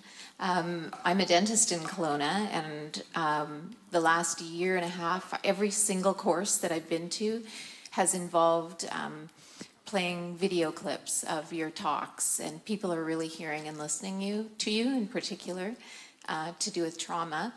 We're also learning a lot about the connection of trauma, whether it's emotional or physical, and how it's held in fascia. Let me stop you for a minute. Mm-hmm. These are all, these are all crowns, you know. Yeah. I ground my teeth down to the pulp. I was grinding my teeth at night all my life. That had to do with trauma. It totally does. A lot of the work that you do has to do with trauma. 100%. But go on, yeah. I'm glad you said that, because the work that we're doing. We have our entire staff here tonight, and we're working. Our mentors have become ENT surgeons, speech language pathologists. Yeah. You know, people who are working to understand the connection between oral manifestations and trauma, how we breathe, how we sleep, and in particular how we swallow. And your story about the woman with the pin in her tongue was really hard to handle when you understand the tongue as an organ that is connected to the deep frontal plane of fascia. And what that's doing to us in our diaphragms and in our connectedness to our bodies. And I guess I wonder, I haven't heard it from you, your work. I've heard you quoted at all these courses. I've heard, you know, we're shown embryological videos to show that the heart and the tongue and the brain as rhythm centers are forming at the same time.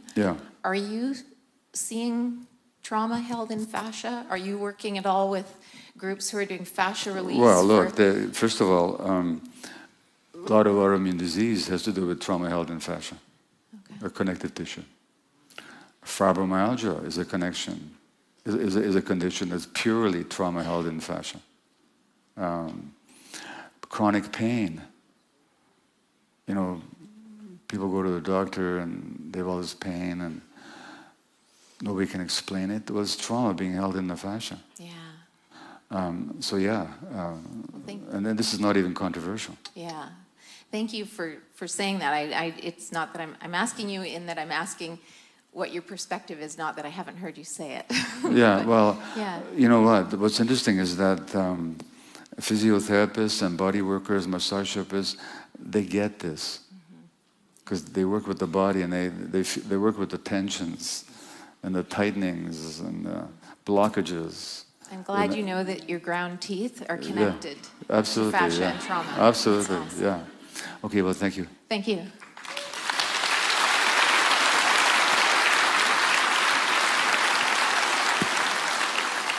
Thank you, Dr. Maté. I think we could go till 9 a.m. I think we could. Could we have another round of applause for Dr. Gabor Maté? Thank you. Oh, don't go away. We're not done with you yet. We just wanted to invite Jamie and Dawn McCormick back to the stage. They have a special gift to give to you. Oh, gosh. And so, Jamie, if you will. Thank you. So this gift that we have for Gabor is from a man called Thunder Child. He was raised to be a helper to the elders, and his life took a serious turn. And he fell into addictions and into crime, and he spent the last 23 years in prison. Fortunately, another turn has happened, and he's now at the Laylam Healing Center in the Pacific Institute in Abbotsford. And the elders are recognizing him for his artisan abilities, his singing, his drumming, his creations. And so this gift, he wanted you to know that the red cloth around it represents the western door, which is where his spirit helpers come from. The gift inside it was not bought. It was a donation as an offering and an honor to you from him. And so Don's got this for thank you. Should I open it? Okay. Oh, wow. Isn't that beautiful? My God, look at this.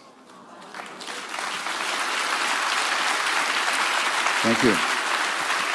Thank you so much for coming tonight, Dr. Gabor Maté. Thank you. All right, thank you all very much.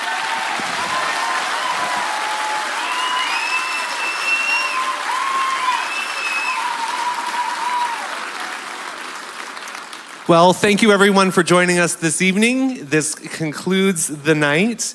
Just a reminder that Mosaic Books does still have books available in the back, that some of them are signed, of The Myth of Normal, and we invite you to visit the Ozanam House booth as well, where you can also donate. Thank you for joining us this evening, and have a great evening.